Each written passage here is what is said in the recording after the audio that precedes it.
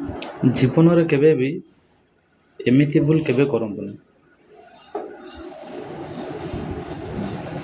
ସତରେ ପରେ ଖୋଜିଲେ ବି ସେ ଜିନିଷ କେବେ ମିଳିବନି।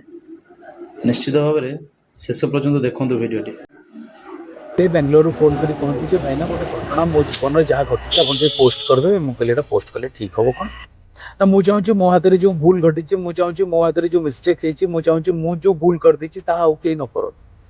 ମୁଁ ଚାହୁଁଛି ଭାଇନା ଆପଣ ଏଇଟା ପୋଷ୍ଟ କରନ୍ତୁ। କାରଣ 2 ବର୍ଷ ହେଲାଣି ମୁଁ ରାତିରେ ଶୋଇନି। ପ୍ରତିଦିନ ରାତିରେ ମୋ ମା ମୋ ସ୍ୱପ୍ନରେ ଆସୁଛନ୍ତି ଆଉ କହୁଛନ୍ତି ଗୁଡୁ କେବେ ଆସିବ।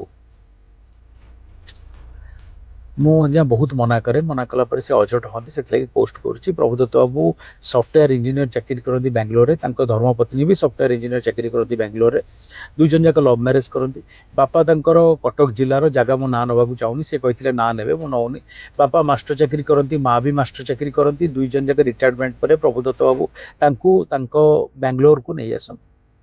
କିଛି ଦିନ, 5 ଦିନ, 10 ଦିନ, 15 ଦିନ ଭିତରେ ପ୍ରଭୁଦତ୍ତ ବାବୁ ଦେଖନ୍ତି ଯେ ତାଙ୍କ ସ୍ତ୍ରୀଙ୍କ ସହିତ ତାଙ୍କ ବାପା ମାଙ୍କର ସମ୍ପର୍କ ଠିକ ସେ ରହୁନି।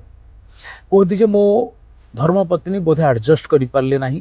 ମୋ ଧର୍ମପତ୍ନୀ କିଛି ସହଯୋଗ କରନ୍ତିନି ମୋ ବାପା ମାଙ୍କୁ, ଆଉ ସେଇଟା ବାପା ମୋର ଜାଣିପାରନ୍ତି। କୁହନ୍ତି ଦେଖେ ବୋହୁ ନୂଆ ହେଇକି ଆସିଛି, ପାଠ ପଢୁଆ ବୋହୁ, ଚାକିରିଆ ବୋହୁ, ଆଉ କିଛି ଦିନ ଲାଗିବ ତାକୁ ଆମ ସହିତ ଆଡଜଷ୍ଟ ହବାକୁ, କିଛି ଦିନ ଲାଗିବ ଆମକୁ ସେ ବୁଝିବା ପାଇଁ। ସେତେଦିନ ଆମେ ଗାଁକୁ ଚାଲି ଯାଉଛୁ।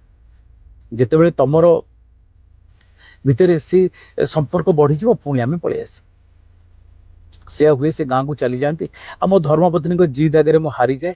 ମୁଁ ଆଉ ଗାଁକୁ ଯିବା ବନ୍ଦ କରିଦିଏ। ମୋ ମା ଆଜ୍ଞା ବହୁତ ଭଲ ପାଏ ମତେ, କାରଣ ମୋ ବାପା ମାଙ୍କର ଗୋଟିଏ ବୋଲି ପୁଅ।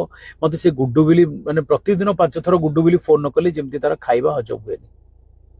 ମୋ ମାର ଭାରି ପସନ୍ଦ ହେଲା ନାଲି ଶାଢୀ। ଆଉ ସେ ଯେହେତୁ ସ୍କୁଲରେ ଚାକିରି କରିଥିଲେ ନା, ସବୁବେଳେ ୟୁନିଫର୍ମ ପିନ୍ଧନ୍ତି। ଯେତେବେଳେ ମତେ ସୁଯୋଗ ମିଳେ ସେ ନାଲି ଶାଢୀ ପିନ୍ଧନ୍ତି। ଆଉ ମତେ ସବୁବେଳେ କହନ୍ତି ଗୁଡୁରେ ମତେ କିଛି ଦେ ନ ଦେ, ମତେ ମୋ ମୃତ୍ୟୁ ପର୍ଯ୍ୟନ୍ତ ନାଲି ଶାଢୀ ଦଉଥିବୁ। ସେ ହୁଏ ଆଜ୍ଞା। ମୁଁ ପ୍ରତିବର୍ଷ କୁମାର ପୂର୍ଣ୍ଣମୀ ଦିନ ମା ପାଇଁ 2-3 ଖଣ୍ଡ ନାଲି ଶାଢୀ ନେଇକି ଯାଏ। ମୋ ମା ନାଲି ଶାଢୀ ପିନ୍ଧିବେ ଆଉ ଆମ ଗାଁର ମନ୍ଦିରକୁ ମୋ ସାଙ୍ଗେ ମୋ ବାଇକରେ ବୁଲିବାକୁ ଯିବେ। ମୋ ବାପା ହସି ହସି ଗଡି ଯାଉଥିବେ, କି ଜିଦ୍ଦି। 3 ବର୍ଷ ହେଲାଣି ମୁଁ ନାଲି ଶାଢୀ ପ୍ରତି କୁମାର ପୂର୍ଣ୍ଣମୀ ଦିନ ତାଙ୍କୁ କୋରିଅର କରୁଛି। ମୋ ବାପା କହିବେ ହଁ ସେ ପିନ୍ଧିଲା, ମୋ ମା କହିବେ ନା ମୁଁ ପିନ୍ଧିନି ଧନ। ନାଲି ଶାଢୀ ପିନ୍ଧି ପକେଇବି, ହେଲେ ମୋ ମନ୍ଦିରକୁ କିଏ ନେଇକି ଯିବ ମତେ? ତୁ ଆସିବୁ ନା ଗୁଡୁ? ମୁଁ ସବୁବେଳେ ମୋ ପରିବାରକୁ ବଞ୍ଚେଇବା ଚକ୍କରରେ ଭାଇନା ଯାଇନଥିଲି। ସେଦିନ ବାପାଙ୍କର ହଠାତ୍ ଫୋନ ଆସେ ଯେ ମା ହସ୍ପିଟାଲାଇଜଡ ହେଇଛି, ତୁ ଇମିଡିଏଟ ଆ। ମୁଁ ଯାଏ, ଗଲାବେଳେ ଦେଖେ ଯେ ମା ଗୋଟେ ଘରୋଇ ଡାକ୍ତରଖାନାରେ ଟ୍ରିଟମେଣ୍ଟ ହେଇଛନ୍ତି, ଆଇସିୟୁରେ ଭର୍ତ୍ତି ହେଇଛନ୍ତି। ବ୍ରେନ ଷ୍ଟ୍ରୋକ ହେଇଛି, କାରଣ ମୋ ମାଙ୍କର ଡାଇବେଟିସ୍ ଥିଲା, ବ୍ଲଡ ପ୍ରେସର ବି ରହୁଥିଲା। 2 ଦିନ ରହିଲା ପରେ ଆଇସିୟୁରେ ମା ଚାଲି ଯାଆନ୍ତି। ଯେତେବେଳେ ମାଙ୍କୁ ନେଇକି ମୁଁ ଗାଁକୁ ଯାଏ, ସେଠି ମୋ ବାପା ସେ ଅଧୈର୍ଯ୍ୟ ଭିତରେ ବି ମତେ ଜାକି ପକାନ୍ତି ଆଉ କହନ୍ତି ଯା, ସେ ଆଲମାରୀ ଭିତରେ 3 ଖଣ୍ଡ ନାଲି ଶାଢୀ ଅଛି, ଯାହା ତୁ 3 ବର୍ଷ ହେଲା ପଠଉଛୁ। ମା ସବୁବେଳେ ଗୋଟିଏ ଜିଦି କରିଥିଲା ନା ନିଶ୍ଚିତ ଯେ ଭାବରେ ତୁ ଆସିଲେ ସେ ଶେଷ ନାଲି ପର୍ଯ୍ୟନ୍ତ ଶାଢୀ ପିନ୍ଧିବ। ଦେଖନ୍ତୁ ଭିଡ଼ିଓଟି। ଆଜି ତ ତୁ ଆସିଛୁ, ଯା ତାକୁ ପିନ୍ଧେଇ ଦେ। ସେଦିନ ମୋ ମା ନିସ୍ତେଜ ହେଇକି ଶୋଇଥାଏ, ମୁଁ ଚିତ୍କାର କରୁଥାଏ। ମୋ ବାପା ଆଣି 3 ଖଣ୍ଡ ନାଲି ଶାଢୀ ପିନ୍ଧେଇ ଦିଅନ୍ତି, କହନ୍ତି, ଧରେଇ ଦିଅନ୍ତି ମତେ ଆଉ କହନ୍ତି ଗୁଡୁ ମା ଉପରେ ପକେଇଦେ। ତାର ଭାରି ଖୁସି ଥିଲା, ନାଲି ଶାଢୀ ପିନ୍ଧିବ ଆଉ ଗୁଡୁ ମତେ ନେଇ ବୁଲେଇ ଆସିବ। ଆଜି ଗୁଡୁ ତାର ଶେଷ ଖ୍ୱାଇଶ, ତା ଶେଷ ଇଚ୍ଛା। ଆଜି ତ ମନ୍ଦିର ଯିବନି, ଯୋଉଠିକି ଯିବ ଜୀବନରେ ଶେଷ ଥର ପାଇଁ ଯିବ ଧନ, ଆଉ ତା ପୁଅ ତାକୁ ନେଇକି ଯିବ।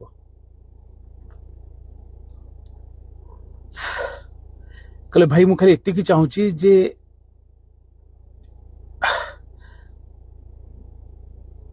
ଆଉ ମୁଁ କହିପାରୁନି ଆଜ୍ଞା, ଟିକେ ସେୟାର କରିବେ ଆଉ ସମସ୍ତଙ୍କୁ ଅନୁରୋଧ କରିବେ ଯେ ଏମିତି ଭୁଲ କୌଣସି ପୁଅ ନ କରୁ ଆଜ୍ଞା। ପଇସା ପାଖରେ ଥିବ,